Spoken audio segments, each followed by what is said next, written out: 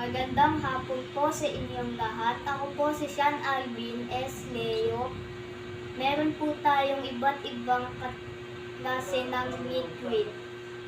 Ipapakita ko po sa inyo ang mga katangian nito. Ito po ay suka.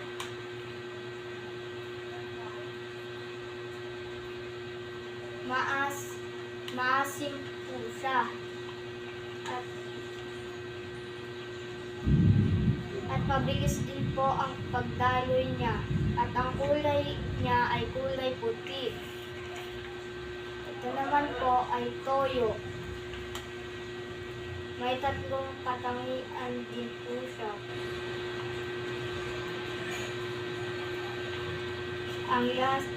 Ito po ay maalat. At mabilis din po ang pagdaloy niya.